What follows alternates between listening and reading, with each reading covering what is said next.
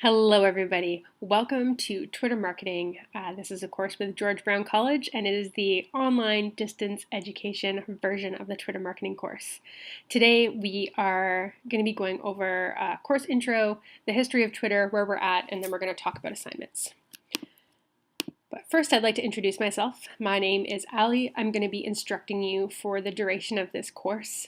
I am a digital media marketer and educator. I have over a decade experience working in the digital marketing industry. I've worked for nonprofits, I've worked for higher education, I've worked as an independent consultant and with a boutique agency.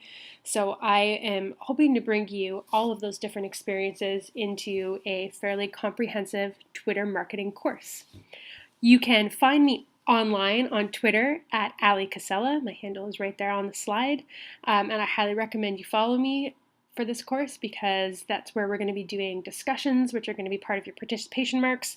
And I'm also going to be sharing lots of different content that you will find relevant to this course. If you need to contact me, you can also email me. I have a specific Gmail account set up for this course, and we'll talk a little bit more about Gmail and Google Drive in a minute. But you can reach me at aligbc@gmail.com. And just a word of advice, I do try and get back to emails within 24 hours, but if there's something urgent, try not to let it wait too long. If you've got questions about assignments, email me before the due date because I can't guarantee that I'm going to get your emails right away. And I also just wanted to mention something. I like to mention this for any of the online courses. I am recording this in real time and I don't have tons of time to go through and edit everything. So, I might stumble over my words. I might, forget what I was going to say, but we're all here on this journey together. So there might be a few bumps along the way, but overall, I hope that you understand and forgive any crying babies in the background or loud sirens from down on the street. All right, today we are going to cover the course setup. There are a few different things with the way that I run my courses online. We will be using Blackboard, but it will be mostly a home base as opposed to where all of your content is going to live. I'm going to talk about assignments and your submission guidelines because I don't accept submissions via email or via Blackboard. Then we're going to get straight into content. We're going to talk about the history of Twitter, where we're at, and some of my predictions about where things are going to go.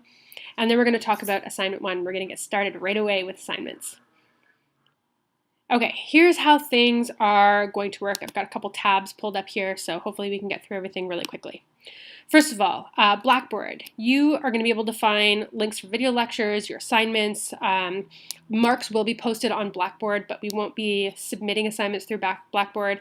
And it does say exam, but there will not be an exam in this course. So I'm just going to take this out right now before I send that to you guys. There is no exam for this course. You're going to have 6 assignments and and participation marks. So let's take a look at how Blackboard looks. So this is the professor view, so it will be a little bit different, but the content's for the most part the same. So take some time to read the Read Me First section. This gives you a little bit more details about how this course is set up.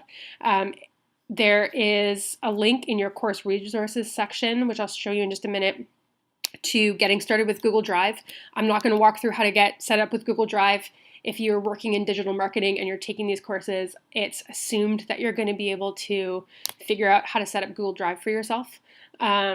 And as well, this is a college level course, so there is an expectation that you're going to use some critical thinking skills, that you are going to try and problem solve for yourself. So if you do have questions, if they're super urgent and very technical, you can send me an email, but I would prefer you to try and crowdsource your answers. Maybe you can tweet at the class using our course hashtag, or try and Google something for yourself, because as I said, I'm not able to answer your questions in real time, unfortunately. So I've also, in Google Drive, created a shared folder, so you'll be able to access this. You won't be able to edit anything that's in here, but you will be able to read and view these files. So we've got our course syllabus, which we'll go through really quickly here. It's pretty straightforward. We've got all of our learning goals. This is our evaluation system. So as I said, we've got 6 assignments, and those will be a total of 90% of your grade. And then we're going to have weekly discussions, and that's going to be worth 10% of your final grade. So these weekly discussions will take place on Twitter, and that is how we are going to judge basically how you are using the tool of Twitter, and to see if you are paying attention in lecture. The next page is a topical outline, so you'll be able to see what's coming up ahead. We've got a list of your assignments, how much your assignments are worth, and just a brief overview of what we'll be doing in class. So you'll have an idea of what's coming up and how things are going to be able to help you. With your final assignment, which is the build a strategy, the due date is going to be changed on that. It'll be reflected in your assignment. You're going to get an extra bit of time because the original due date would be on Easter, and heaven forbid I prevent anybody eating from extra chocolate or for observing the holiday of Easter, whether you are observing it religiously or not. There is no assignment due on that day, so you're going to get till Friday. So you actually are going to have a chance to watch and listen to the Twitter case studies lecture before your build strategy is due. So you're going to have a chance to glean that information, and I highly recommend you listening to that final lecture before you completely finalize your build a strategy course. And then it's the typical stuff. We have a 0 tolerance policy for plagiarism. So if any of your assignments are plagiarized in any way, you'll be getting a 0, and you could be kicked out of the course, so don't plagiarize anything. And any late assignments, I take just 25% off no matter how late it is, so please try and get your assignments in on time. And of course, if there are any medical issues or outstanding types of reasons why you need an extension, contact me as soon as possible. If you know that you're going away for a business trip, if you know that you have an upcoming surgery, email me as soon as possible so that I can make those arrangements for you. So this is the shared folder. You'll also have a link every week. I'll just be updating this, so this is going to have all of your weeks eventually. Right now we just have week 1, so every week there will be additional reading and resources.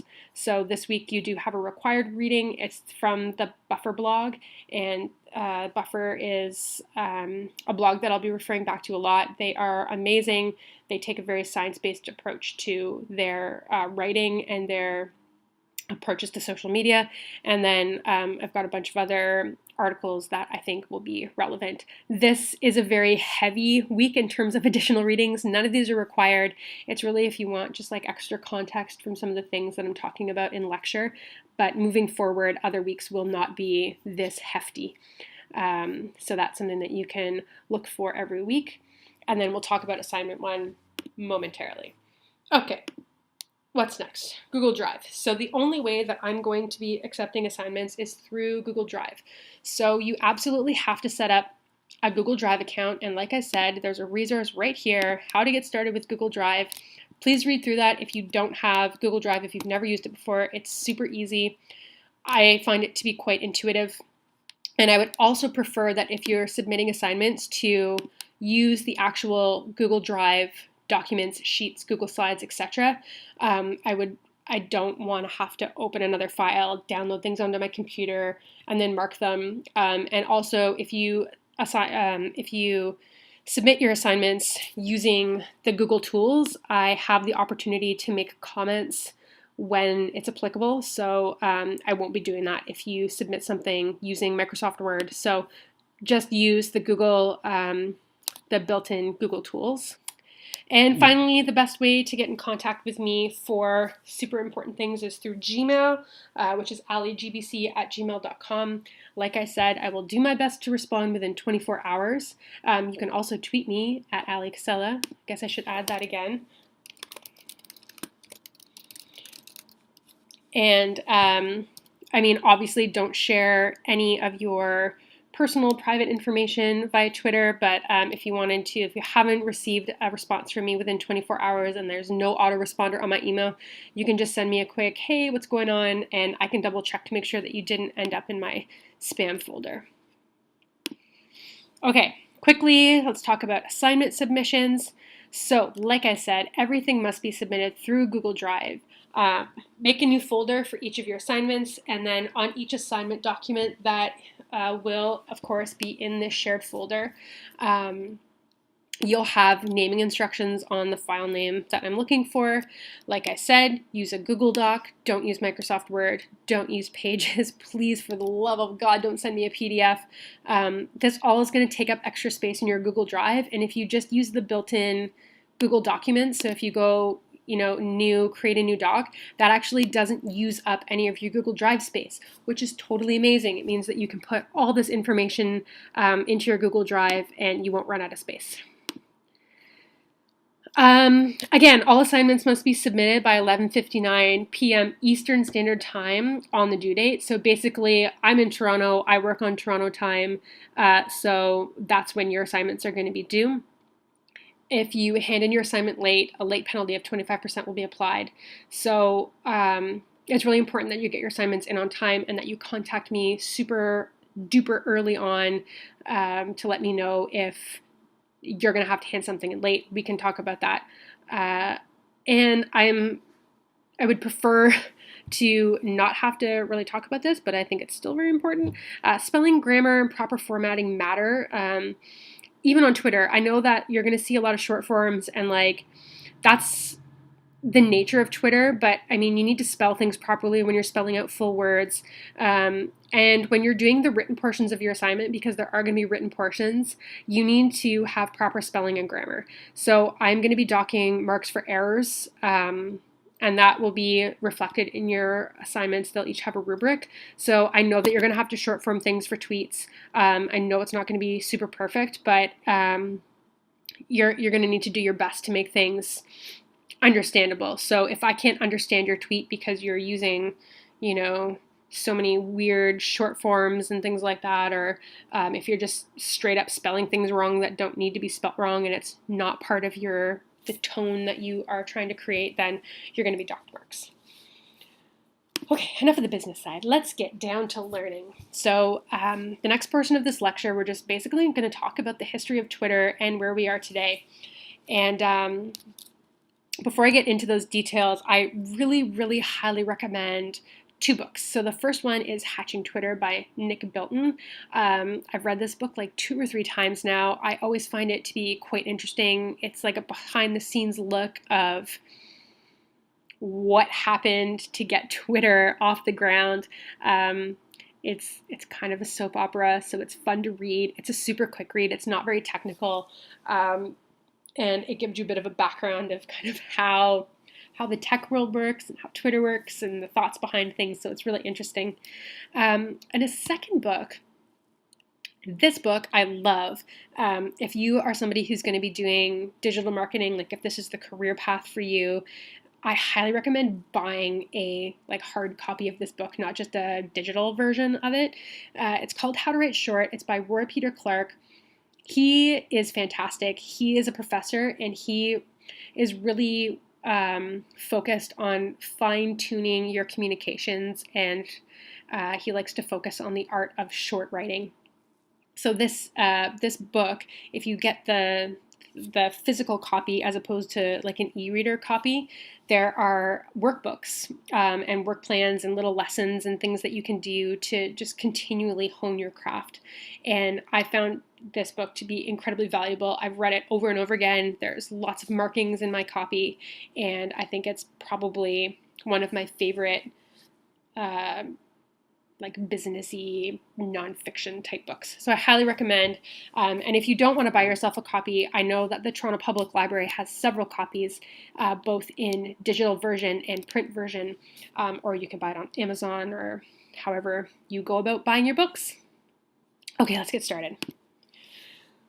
So Twitter really started in about 2004, 2005, and originally the makers of Twitter were actually working on this project called Odeo. And Odeo was a podcasting platform. So it was a way to, and this was before like Apple iTunes was really huge and kind of owned the industry. So Odeo was kind of audio, an audio listening service. And it was going pretty horribly. So, and they needed a way to like kind of communicate with each other, and sort of this messenger type thing evolved. So the original functionality of Twitter was text messages with no replies. So the original question was, what are you doing? So you would update people with your status, and people would use a text message system to sign up to get the tweets that other people were sending to their phone. So it would almost be like a text message was sent to you, and it would be a tweet update from whoever, and it would be just about what they were doing. So it was incredibly rudimentary, and looking back now in 2017, it's like, oh my goodness, that seems like such an insane way to get communication to each other. There are so many different steps. So this was the kind of basis of Twitter. 2006 was the actual internet launch, and as you can see, the original name for it was Twitter, but at the time it was very cool and posh to take out your vowels, so it was Twitter. And the tweets were not at all like what you see today, which are a lot of marketing tweets. You see a lot of jokes, things like that. People were really just answering the question, what are you doing? So the first public tweet on the internet ever sent was just setting up my Twitter, and that was Jack Dorsey, who's one of the founders. So, this Twitter thing was happening, and people were kind of like, oh, what's this about? It wasn't really taking off like they were hoping. But in 2007, they went to South by Southwest, and they had a live Twitter wall. And this is something that we are going to be talking about a little bit more later on in the course. And basically, they had this big Twitter wall, and people were like, hey, what's going on? Like, what's happening? And all of a sudden, people started signing up for Twitter. And there was this kind of mass momentum where all of these techie people that you would normally find at South by Southwest, all the cool kids, were signing up for Twitter. And this is where it really started to build momentum. And this was kind of like the jumping off point for Twitter, where they thought, hey, this is going to take on, this is going to be something. But it wasn't until 2007 that you were able to actually reply to people. So in 2007, they launched the ability for people to tag a user's username, which we now refer to as @replies. But at the time, it was kind of like, what do we call this? Do we call them mentions? Do we call them notifications? What is this? How does it work? So this is a little screen grab from the guys at Buffer, and this is just showing that, hey, people can actually mention you, and you can be notified that people are talking about you.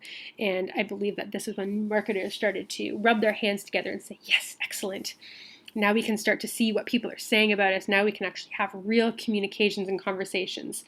So it became a lot less of, I'm sure that you've seen that graphic like Twitter, I'm eating a donut. It became a lot less of broadcasting what you were doing, and then became something that, hey, I can actually communicate with people, which is totally amazing.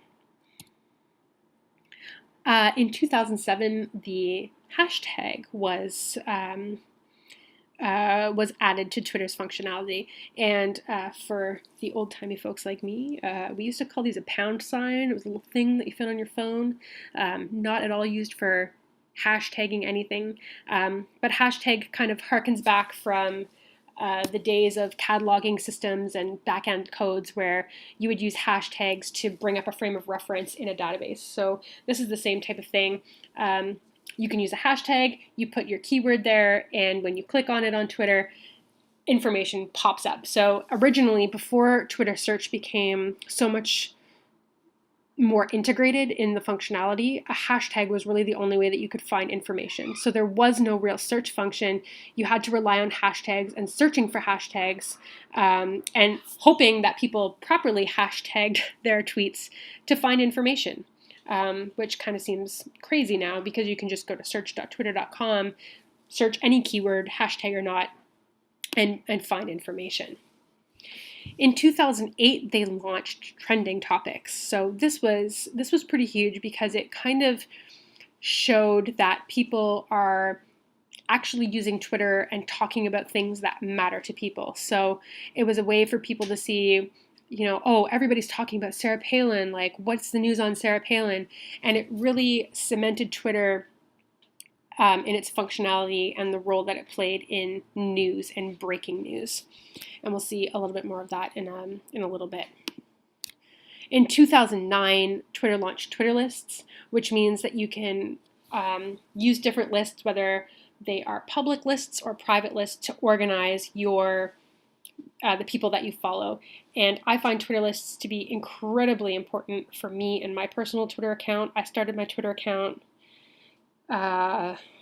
2009, and since then I have had many different jobs. I have started following many different people. I've had many people follow me from all different walks of life, and if I didn't have my Twitter organizers or my Twitter followers organized, I would find the service to be completely useless. The same year was one of those moments for Twitter, and I remember watching this on TV and thinking, holy smokes, Twitter's real. And that was when Twitter was on Oprah. So that's Ev Williams, one of the co-founders of Twitter, and he's sitting with Oprah, and this was Oprah setting up her Twitter account and sending her first tweet. Ashton Kutcher played a role in this. He was a huge advocate for Twitter in the beginning.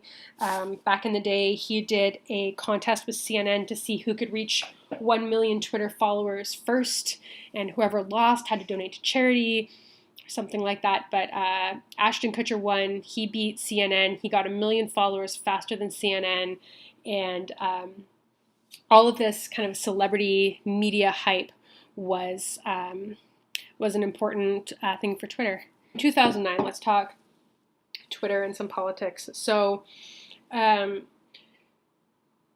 Twitter played a huge role in the Iranian election. I have some links to articles, not just here, but also in our lecture readings. And I will warn you that there are some incredibly graphic images, including like photos and videos and things like that. So don't click around too much if you don't want to see any of those things. But there were major protests, and the government in Iran had shut down a lot of different communication sources, but for some reason, people were still able to access Twitter, and this let the world see what was happening at this time. So this was like a major turning point in Twitter, where they realized, like, we can be breaking news, and citizens can be citizen journalists, and they can break their own news. And I think this was really a time when the media tags and the media badges and like the press passes became less important, because anybody with a cell phone that had a camera became media, became reporters in a way. So 2009 was a major year for Twitter for that reason. And this was such a huge deal that the downtime that Twitter had planned was actually moved, which is, if any of you have worked for any type of tech companies or any type of service companies, it is a major thing to be rescheduling like a scheduled maintenance or scheduled downtime, to be shifting all of that planning to a different time because something so huge is happening on your platform. That's amazing. In 2010, the first ever space tweet was sent.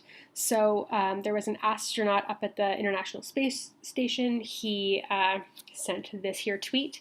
And it was really cool because they did kind of like a live Q&A from space.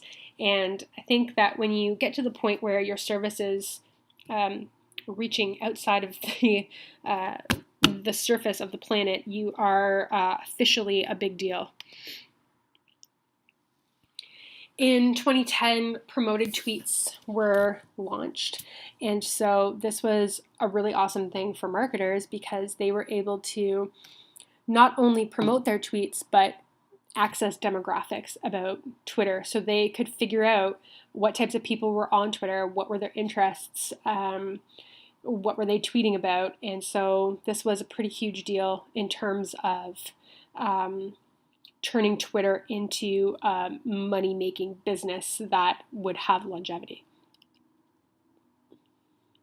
In 2011, yet another tool that marketers loved, and not just marketers, but anybody who wanted to reach a specific audience, was very happy about the follow button being added.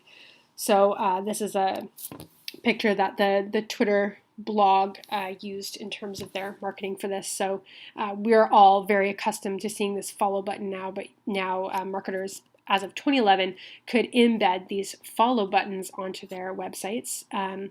And this is an important thing to note, that when it comes to marketing with Twitter, it isn't just about you as the digital marketer or the social media coordinator, or you're the Twitter guy or gal. You need to bring in members of your team that work on website development and things like that, because these types of integrations require some coding experience, and it becomes more like Twitter becomes more than just a standalone object. It's something that now needs to be integrated into all of your digital pieces. So this was, although we're so used to seeing it from the behind the scenes point of view in terms of marketing, it's really important to have this type of integration. In 2011, photo sharing was also launched. So if you can imagine Twitter without photos, it was very text heavy back in the day. But now, as we know, we can upload photos, and even now we can upload videos. So originally they were just very small, and now if you go onto twitter.com and you look at your timeline, you'll see that photos play a major role. Photos and videos play a massive role in how Twitter looks, and they're also a huge part of marketing strategies now, to include photos in your tweets. 2011 also saw Apple integration, which was pretty huge. That Twitter became kind of like part of the bread and butter of Twitter. So it meant that when you were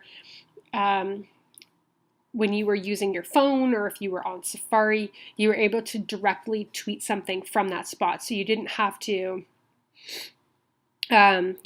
like go to a different app or go to a different website to then put your URL in. You could actually do it right from your device, which was a pretty huge deal, especially to see Apple open up its iOS to a third-party service, which at the time was not happening that often.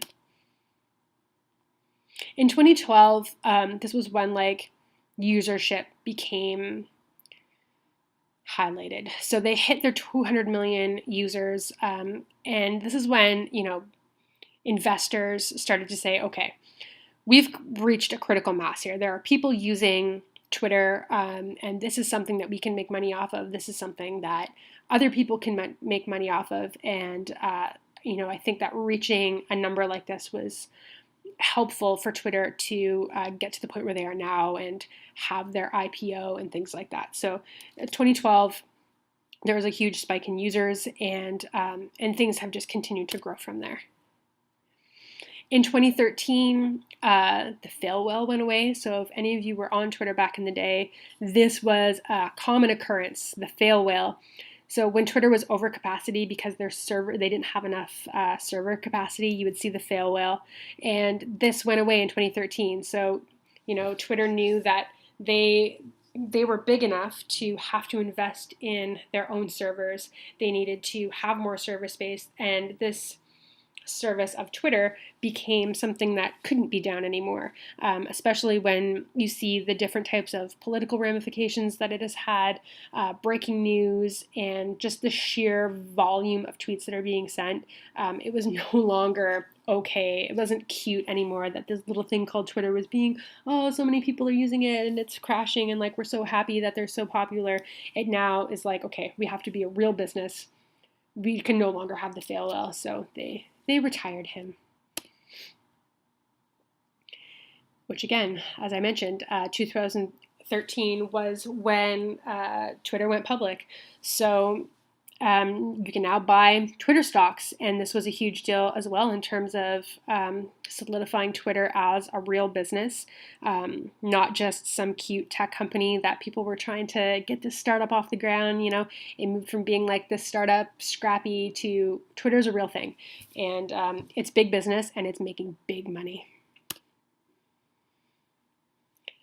In 2014 is when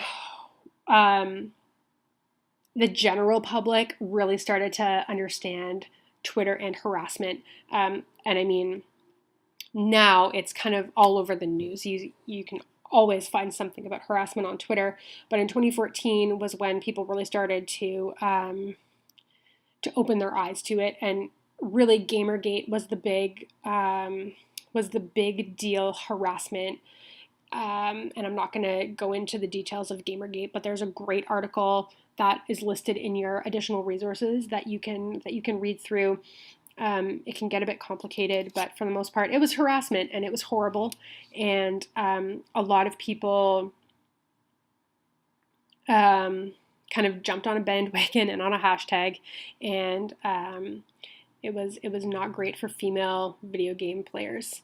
And then, of course, recently, Leslie Jones, Maya Yiannopoulos, you see a lot of people being banned from Twitter, a lot of celebrities leaving Twitter. There have been cases of people reporting harassment to the police based on tweets that have been sent. So there's a lot going on with harassment, and it continues to be an ongoing issue. And, you know, I'll talk about it a little bit more in my towards the end of this section, but I don't think that the issue of harassment on Twitter is going to go away anytime soon, unfortunately. In 2015, live streaming was launched. So Periscope was launched, which basically allows you to live stream whatever you're doing onto Twitter. And I think that in some cases, for some brands, it can be really useful if you are at an event or if there's something very timely and people need to know about it right now. A service like Periscope doing some live streaming is very important for news organizations, for breaking news, for people covering things like protests, for cultural events. This is really amazing, and it really showed that Twitter wanted to play more of a role in this broadcast media space. In 2015, we also saw the launch of tweets showing up in Google searches, which was pretty huge because it meant that Google saw Twitter pages to be the most relevant thing that you could get from a person. So it's really interesting to see that this does still exist, and that when you've got Google on your side in terms of search, it's a pretty big deal in terms of your company and your functionality. And it also meant that if you were a celebrity or if you were a big brand or even a little brand, it became almost necessary to have a Twitter account, because if somebody Googled your name or your company and a Twitter account didn't pop up, and that's what they were kind of expecting, it said something about whether or not you were on the ball or if you were relevant. Twitter also started rolling out things like buy buttons. So this is a good example. So if you're a company that sells anything, you can set up these Twitter cards, and the buy button is built right in. So it's no longer you have to click the link and then you have to go wherever. It's all built in. So it has the price, it has the buy button, you click it, and it goes right to the checkout. So this is major for anybody who is selling anything on Twitter. And these types of Twitter cards, there's more than just buy. There's also follow, sign up, all sorts of different things that you can use. And we'll be talking about this a little bit more when we get into Twitter advertisements and campaign strategies. But this type of functionality showed that Twitter wanted to be part of people's marketing strategy. It wasn't just about broadcasting information. It's not just about how many retweets can we get. It actually serves a functional purpose for businesses, and it gives another layer of determining your return on investment for using a service like Twitter. So for a lot of businesses, this was a huge deal. In 2016, we saw that more space was added. So you were allowed to use, like if you were uploading GIFs or if you were uploading photos, they were no longer cutting into your 140 characters. And this is pretty amazing, because if anybody had been using, some of the different services that existed before to like share photos, you would know that it would include a link, and that link would eat into your 140 characters, and it was a real pain in the butt. So now you can upload media which adds so much value to your tweets, and it doesn't take away from those 140 characters, so you still get a chance to put in more context. So this is just a way for Twitter to say, we really want you to use more media, and we're not going to punish you for using that media. So it just means that more people are going to be using things like GIFs and videos and polls and quotes and all sorts of great stuff. So 2017, what are we going to see in 2017? And, only time will tell, but there are definitely some trends that we can expect. Privacy and harassment, security, all of those things are going to be huge on Twitter. And especially if you look at what's going on in the news and who's using Twitter and the way that news is breaking on Twitter. I mean, you have the President of the United States, Donald Trump, is tweeting without having any type of marketing team behind him. He is, live streaming his consciousness on Twitter. You've got news reporters breaking news on Twitter.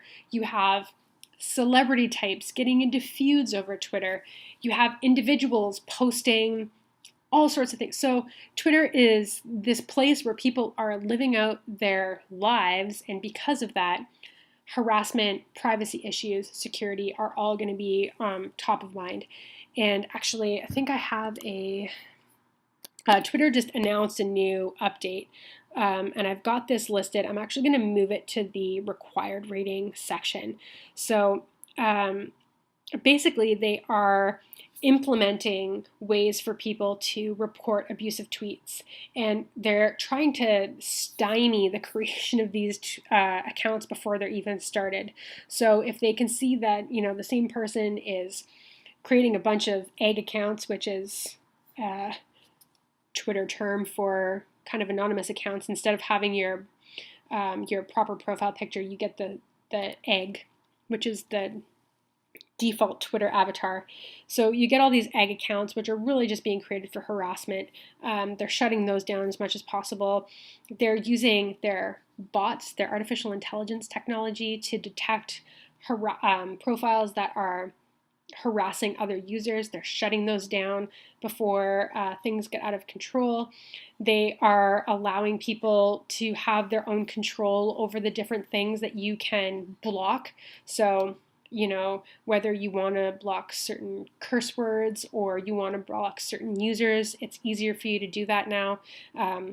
Maybe you don't want anybody to spoil the upcoming Game of Thrones episode. You can block any tweets with any keywords from Game of Thrones so you don't see any tweets from anybody that might spoil it for you. I think it's quite interesting that this is happening. I think that there are a lot of good things about this, but I think that they're going to run into a lot of issues in terms of sponsorship, in terms of censorship, and I think that that's going to come out more and more as we see these new updates roll out and become live. So this is something that we're definitely going to keep our eye on in class. I think you're also going to see a lot of big collaborations. So we already saw Twitter did some live broadcasting. So they did some NFL football games. I think they've got some more upcoming broadcast partnerships. So you're going to be able to watch, different events live on Twitter, which is totally crazy. And there are a lot of networks that are playing around with this right now. You can see it happening on YouTube and on Facebook, that people are starting to live stream different bits of content on these different platforms. So I think you're going to see across the board big collaborations, but for the most part, I think that's the way that Twitter is really wanting to go. I think the service is going to start to focus more on news and broadcasting, as well as support for customer service. If anybody has ever used Twitter for customer service in terms of like you are a user and you need customer service, I use TechSavvy's customer support Twitter account all the time, and I always get my internet issues sorted out via Twitter, which is really cool. So I think that there is going to be a big focus on customer service for businesses, this news and broadcasting, and I think you're also going to see a lot more automated engagement by these kinds of companies. So for customer service, you might not actually be talking to a person moving forward. It might be an artificial intelligence bot that that answers your questions, and then if something gets too complicated for the bot, then it's going to be moved up the chain to a real human. But automated engagement is something that's going to happen, and I don't know if it's for better or for worse. I like talking to a person, but I also know that if you can answer questions quickly and efficiently using a bot, then that can save time in terms of marketing. It means that you get a quicker response time, so there are definitely some pros and some cons. So while we're talking about these things, I've got a discussion question for you. So I talked about earlier in the lecture that participation is going to be part of your final marks. So these are the discussion questions that will be part of your participation marks. So answering these questions is important for your final mark, but also because I really want to hear what you have to say. So after hearing all of this, knowing that maybe you're not an active Twitter user right now, or you know that you need to be for your business, I want to know what you currently consider to be your biggest challenge when it comes to using Twitter. When you're tweeting for this class, I would love it if you use our course code as a hashtag, which is comp9604. Also tag me in the tweet, because I don't want to lose the tweet for any reason because it didn't show up in the hashtag or anything like that. So definitely tweet at me as well, so that I can find your tweets, and just for like sheer marketing purposes, I can find your tweets. But I do want to know, and let's start a class discussion. Also, if you have questions and things like that during the class, use our hashtag, and make sure that you follow it, and let's get some good discussions going. So what is your biggest challenge when it comes to using Twitter? Let's talk about it right now. For me, I'll share right here in lecture. My biggest challenge with Twitter is kind of filtering out the noise. Like I said, I use a lot of Twitter lists and things like that, but my newsfeed, if I'm just looking at my newsfeed, it is just like, it's a bit of a mess, because I've got environmental organizations and different charities that I've worked with, and healthcare organizations, and celebrities that I like to follow, and comedians, and it's just such a wide range that it's hard to always fit things in a box or wrap your head around what's going on. So that's my biggest challenge when it comes to using Twitter right now, but I would love to hear yours. Okay, moving forward, let's just talk about the status of Twitter currently and Twitter's usership, because I can't tell you how many times when I'm talking to clients who aren't social media savvy, who know that they need help, but they don't really know what they're doing, a lot of them say, I don't want Twitter because I don't care if so-and-so is eating a donut right now. I don't really care what so-and-so's up to. There can't be any real dialogue. Nobody's using Twitter anymore. And I will admit that the uptake of new Twitter users is not on the rise like it used to be. Twitter is still a relevant marketing platform for people. If for no other reason than people go to Twitter to get news and information, Twitter is definitely relevant. So we know that 24% of online adults use Twitter. And, that's not as big of a number as Facebook, for sure. I mean, there are way more users on Facebook, but that doesn't mean that it's not worth your time. If a quarter of the people online are on Twitter, like that's not insignificant. So these numbers, I've got a link at the bottom. It's from the Pew Research Group. Pew Research Center, and these are some demographics that you can use when you're developing your strategy. So keeping in mind some of these like baseline demographics, you can kind of know who you're marketing to or who you're talking to. And when we talk a little bit more about Twitter advertising and things like that, we'll take a look at user demographics based on your profiles and things like that. And I mean, when it comes to ranking social media sites, you can see that Twitter is number 3 in terms of usership and people going back. So Facebook and Instagram, they're the big ones, but Twitter is not far behind. So it's definitely something that you want to keep in your marketing mix. Whoops. We can also take a look of how Twitter users use other social media sites. So if you look at the percent of Twitter users who are on other platforms, you can see that a lot of them also use Facebook and LinkedIn and Pinterest and Instagram. So you know that if you are using Twitter for your marketing, that if you are able to utilize these other social media marketing streams, because of course we don't ever want to market in a silo, you don't want to build your social media marketing strategies in one basket. So don't put all of your eggs in the Twitter basket. You need to diversify.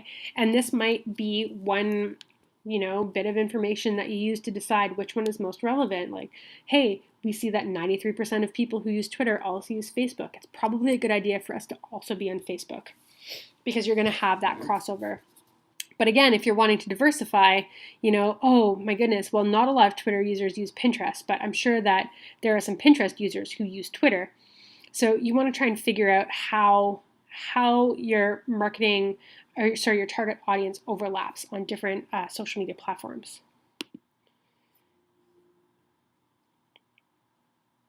So in terms of the top 20 services, in terms of users who rank the services in terms of usefulness, you'll see that Twitter is number 4. So, and this is outside of China because a lot of services are blocked in China. So we know that there are a lot of visitors, we've got a lot of engagers, there are a lot of members. And in terms of engagement, you'll see that there isn't huge changes. I mean, obviously, when you get kind of down to the lesser known or lesser used social media accounts or online accounts, engagement goes down. But for the most part, you don't see crazy differences. So it is still useful to be on Twitter. And as always, rest in peace, Vine, which died this year. User frequency is interesting. So we know that when it comes to people being on apps, Facebook is way up there. WhatsApp is up there because it's a messaging service. People have a lot of conversations. So you'll start a conversation, then you'll go back to the conversations, things like that. But you'll see that people are on Facebook at least daily, more than once a day. That's huge usership. But in terms of Twitter, people are, for the most part, using it. They'll go there once a day, maybe daily, but it's not something that they're kind of living on like they do with Facebook. Okay, so we are going to talk about setting up Twitter. So for those of you that already have a Twitter account, I still recommend paying attention to this next part because I want to make sure that everybody has an up-to-date Twitter profile. So this is going to be part of your assignment as well, setting up your Twitter account. So you might as well just go through it. So let's get your Twitter account set up. Okay, so I pre-recorded us a little how-to demo of how to sign up for Twitter. So you go to twitter.com, you hit the sign up button, and it prompts you for your name, your email address, and a password. And I highly recommend using a nice long password. And for those of you who don't use a password manager, you might want to consider doing something like LastPass, but I'll leave that up to you. And then you also have the option to allow Twitter to use your cookies to tailor your experience. So you can either select that or unselect it. You could also enter your phone number for another layer of security. I skipped that. And then you need a username. So here I'm creating a dummy account as AliGBC just to show you the steps. So once you've chosen a username and it's available, they are going to help you kind of get everything set up by finding you people to follow, which is kind of the crux of Twitter. So you can start by selecting different things that you're interested in. So I always like to follow news accounts. If you're into politics, you can follow that. If you're into Canadian news, you can follow those different things. And you'll notice that as you click some of the different interests, you will get more things populated. So things that are just more connected to lifestyle and culture, you get food. You also have an opportunity to import your contacts. You can either skip that or import them. I chose to skip it. So then from here, you can either search for somebody specifically or based on those interests that you selected, you can click on different people to follow. So it defaults to select all. I like to go through and tailor those accounts a little bit, just so that you definitely know that you like the people that you're following. So you can go through, and if you want to, you can click on the people to see a little bit more about what they're about. But you can always go back and change these things later. One thing that I really wish Twitter would do was give you an option to use the headings, like you saw there, Canada News. I really wish that you would have an opportunity to say add as a list and then add all of those people to a Twitter list. I think that would be a really awesome feature, but unfortunately, that does not currently exist.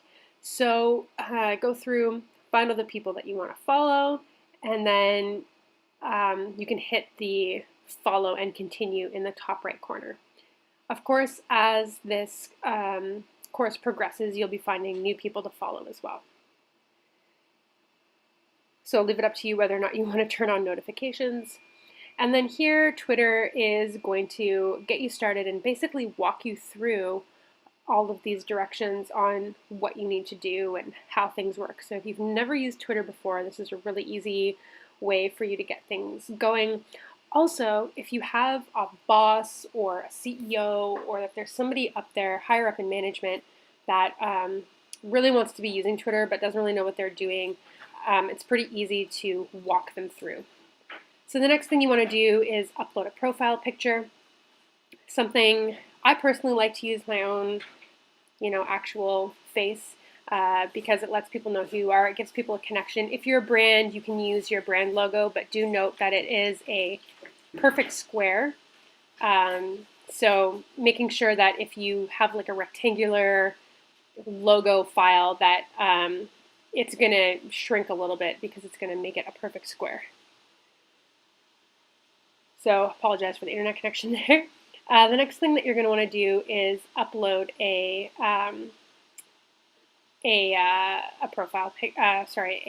header photo. So you hit your edit, and you can upload a big cover photo. So I found a free image online. You can resize it, you can move it up and down, and you can select whatever image you want. If you're a brand, you obviously want to select something that is relevant to your brand. And if you're an individual, it's always nice to highlight a photograph or, whatever it is that you think suits you. So once you apply those changes, it may take a few seconds for it to upload depending on the size of your photo. Okay, so once everything is saved and you've confirmed your email account, this is basically what Twitter's going to look like for you. You need to upload a bio, so you can put a little bit of information about yourself.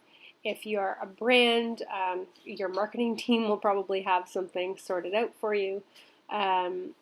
And you just basically want to introduce yourself, let people know what they're getting into by following you. This is kind of like your elevator pitch.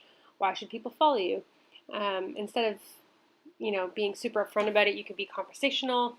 We'll talk a little bit about tone and voice in an upcoming lecture on content.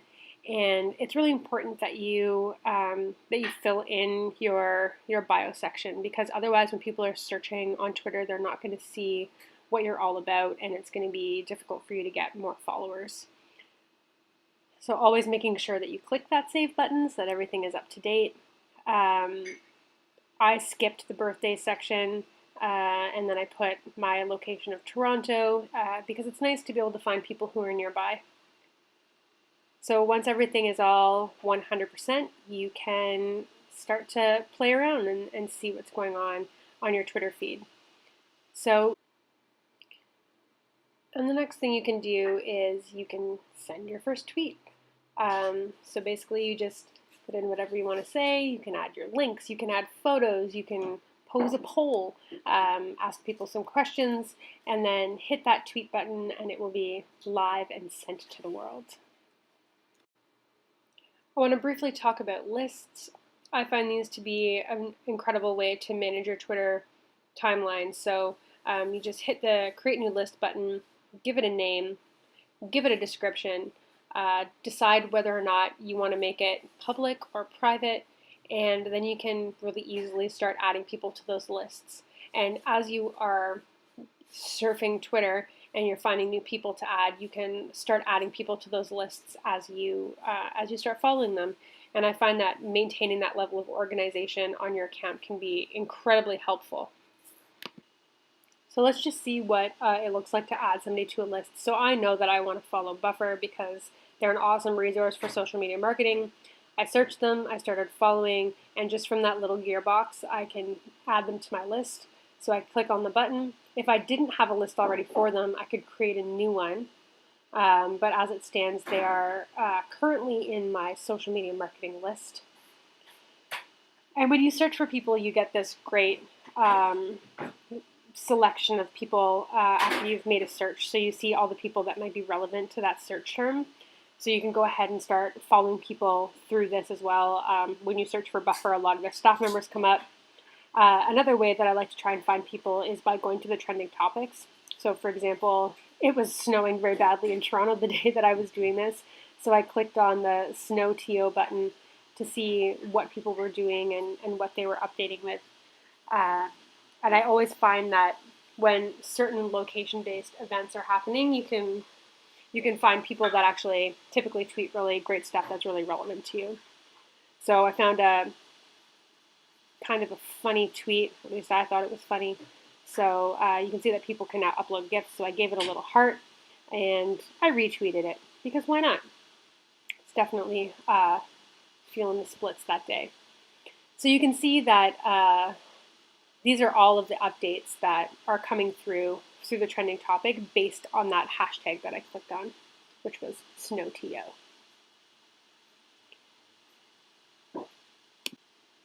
So that is our new account setup. And next, let's talk about what each of those different tabs mean for you. And here's just a look at how Twitter, so I went through and set up a separate GBC account, but I do want you to be using my @AliCasella account. So this is what your profile looks like when it's complete. This is what it'll look like to you. And so we've got different tabs. So this is just my profile home. This is my home page. So this is the news feed. This is the newest tweets that are coming up. You can see all of the different trends. Of course, I took this screenshot a while ago because the Grammys are long since past. But you can see kind of like they'll give you suggestions on who to follow. You've got your recent updates from people, trending topics, and then of course your kind of like basic stats as well as what's happening. So this is where you can update, put your own post, put your links, put your photos, etc. And then of course you can go up and search. Twitter's got a feature called Moments, so it's a way for them, it's kind of like the trending topics on Facebook in a way, but I think it's better. So they've almost created a curated news newspaper for you, a digital newspaper in a way. So you're able to pull, information from different news sources, things that are happening today, right now, sports, entertainment, all sorts of things, and you can also create your own moments. And then there's notifications. So my personal account tweeted my GBC account. It was very weird. I'm using the same photo, which was definitely not a best practice. But you're able to go to your notifications tab and see anybody who's mentioned you, which I find to be quite helpful. Here's a really quick look at what direct messages will look like. So you'll get a notification in your message section, and it'll come up almost like a text messaging back and forth. So within your direct messages, you can send pictures and GIFs, videos, you can add links, all sorts of different things. And you can also just send a straight up text message. So it's very much, like I said, like texting, but you also have the option to, you can mute those notifications, you can leave the conversation. If it's inappropriate, you can flag it. And you can start a new message from this section as well. So, and it's really helpful. Like all you have to do is type somebody's Twitter name in and it pops up if they are allowing people to direct message with them. So I find it to be quite user-friendly.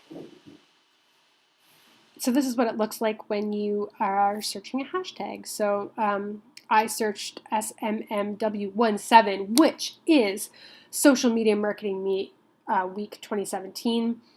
This is something that's run by the folks at Social Media Examiner, which if you don't already follow them, I highly recommend it. And I mean follow their blog, follow them on all sorts of different social media platforms, because they typically are the go-to resource for a lot of social media marketing news. I find their branding to be quite campy, but that doesn't matter because their content is great. So I highly recommend following them.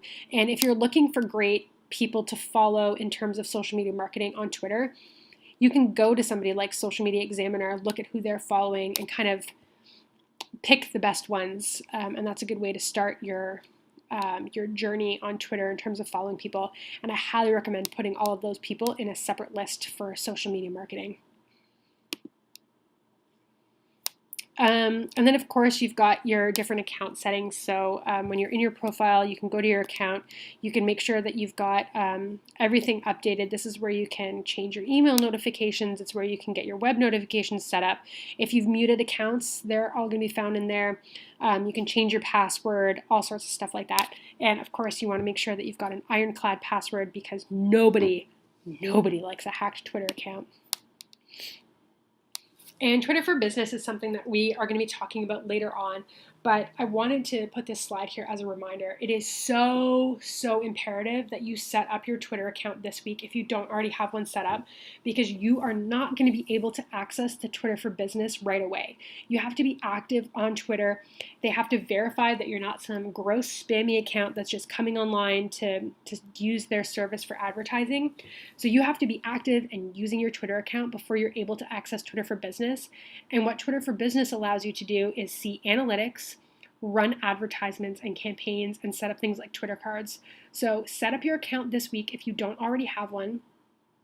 And what I need for this course is a public account. So if your personal account is private and you don't want to change it to public, make a new Twitter account.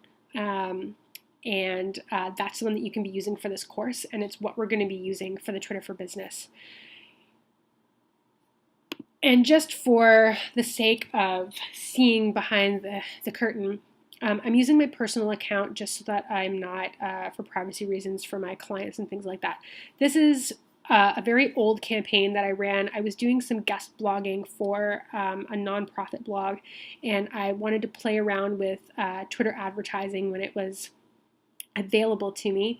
So I had written a blog about Pinterest place pins, and I paid a little bit of money, paid $50 to advertise. And I have to say, it's pretty expensive or at the time it was quite expensive to advertise on Facebook, just based on the follow-up, like something like 249 engagements for $50. It's pretty high, especially when you compare it to Facebook. But those prices are ever moving. So it's something that we're going to talk about a little bit later on in the Twitter advertising section. So what you're going to be doing is you're going to be setting up a Twitter account, and it needs to be a complete public profile. You need to have a bio. I want a profile photo. I want cover photos.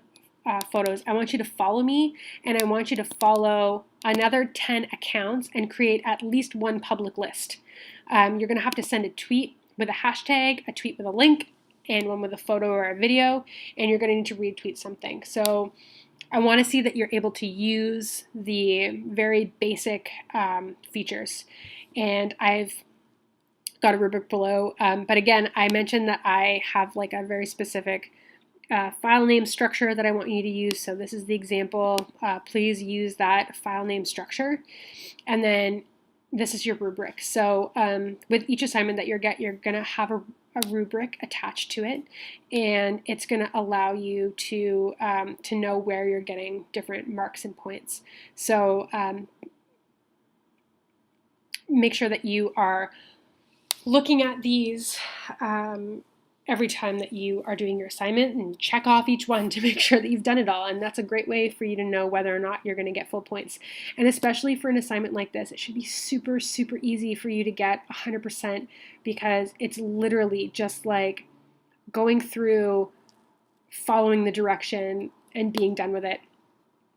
I also wanted to mention that, this is a professional course, so we all have a lot of very strong opinions and things like that, and I welcome engaging discussion, and I don't shy away from different topics, but I have a zero tolerance policy for harassment, so I don't want any name calling, I don't want any, telling people they're stupid. Like, let's just be kind to each other in the discussions online. Let's be real people and remember that there are human beings behind the keyboards and behind those profile pictures.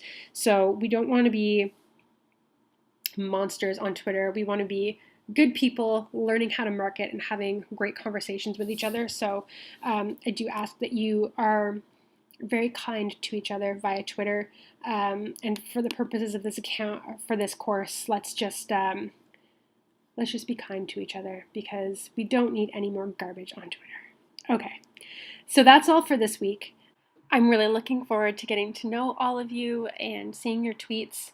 Don't forget to hand in your assignments on time. And that's it for this week. All right, guys, have a good week.